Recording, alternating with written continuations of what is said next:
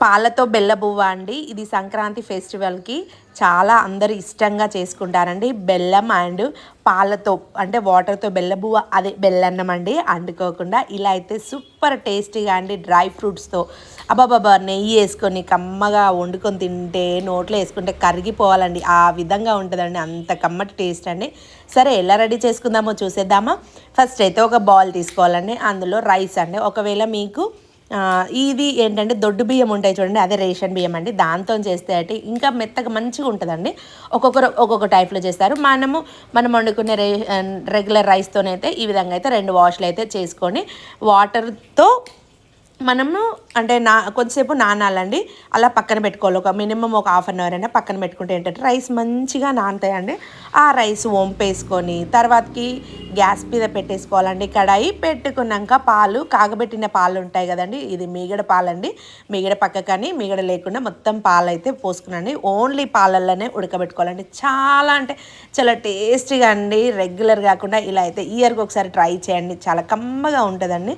ఇలా అయితే ఇది ఉడుకుతుందన్నమాట. మనము లో ఫ్లేమ్లో పెట్టుకొని అయినా ఉడకబెట్టుకోవచ్చు, స్లోగా అయినా ఉడకబెట్టుకోవచ్చు అనమాట, ఫుల్ ఫ్లేమ్లో అయినా. ఇదిగోండి సగం ఆల్రెడీ బాయిల్ అయిపోయిందండి.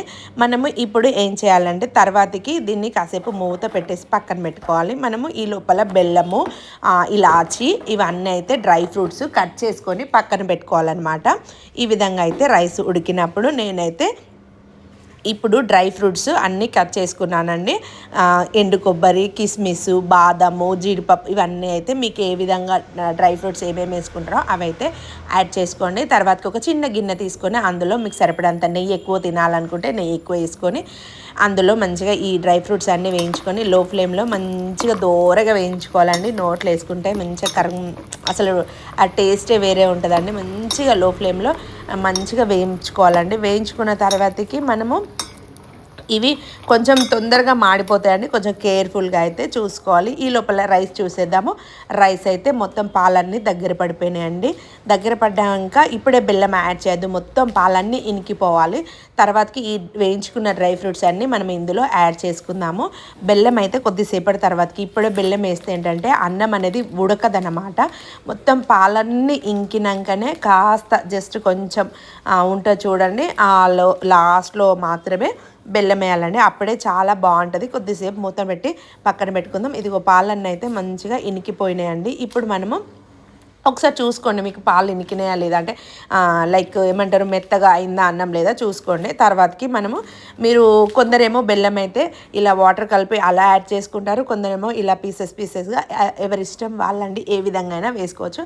అయితే ఇప్పుడు ఇది కొంచెం డ్రైగా అయిపోయింది. అలాంటప్పుడు ఈ బెల్లం వేస్తాం కదా మంచిగా లిక్విడ్ లాగా అయిపోతుందండి. చూడడానికి అయితే చాలా టేస్టీగా మంచిగా నెయ్యి వాసన అయితే గుమ్మగుమ్మలాడిపోతుందండి. పిల్లలకు ఇలాంటి ఇయర్లీ ఒకసారైనా పెడితే చాలా ఇష్టంగా తింటారు. మనం సంవత్సరానికి ఒకసారి ఎక్కువ బెల్లన్నం అయితే వండుకోము కదా అండి, పరమాన్నం అండి.